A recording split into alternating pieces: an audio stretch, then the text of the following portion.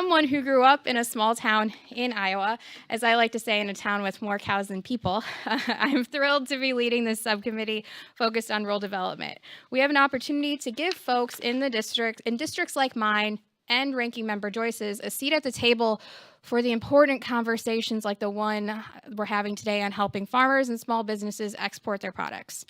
It is no secret that for rural entrepreneurs and family farms in states like Iowa, the ability to do business overseas is a key to economic success here at home and in our communities.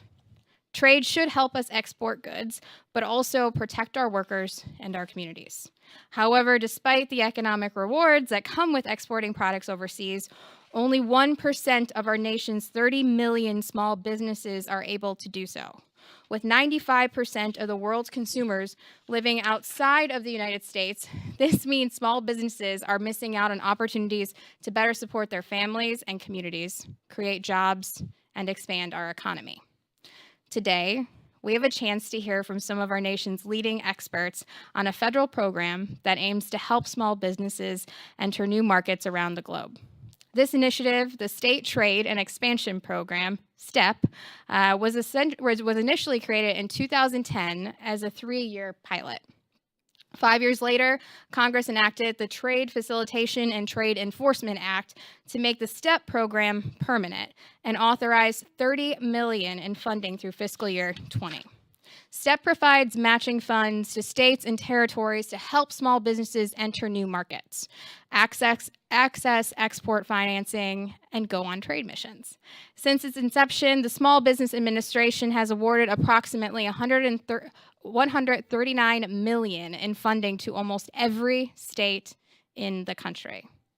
In the 2018 annual report, SBA reported that the agency awarded 44 grants totaling $18.9 million in fiscal year 2016. The rate of return was 31 to 1. So for every dollar invested, states reported $31 in sales. STEP has the potential to unlock opportunities in the global marketplace for the small businesses in a town like Maquoketa in my district, whose owners may want to sell products overseas, but could lack the staff capacity or an idea of even where to start. Having said that, the reports and audits conducted by our nation's watchdogs raise some concerns over the implementation of the STEP program and show areas for improvement as we look at the need for reauthorization in 2020. Work by the Government Accountability Office found that SBA lacks a strong process to ensure states are complying with the program's requirements. GAO also found states face serious and ongoing challenges in trying to utilize the funds, with some even giving the funds back. Problems range from short application windows and difficult reporting requirements to a lack of timely communication from SBA. The Inspector General's audits uncovered similar problems and determined more work needs to be done to improve the program's performance measures and oversight. Moreover, the report that SBA is at risk of not fully realizing the potential of the program. We had a chance last week to hear from my office had a chance last week to hear from the Iowa Economic Development Authority about problems in utilizing the funds. In one instance, Iowa was awarded a STEP grant on September 21st, with a start date of September 29th, just 8 days later. In another instance, SBA announced a grant opportunity on April 2nd, only to post a second announcement with new and more accurate information on April 18th. SBA didn't respond to Iowa's questions about the application until April 27th, but the deadline for applying for the STEP grant was May 16th. That's a pretty tight turnaround.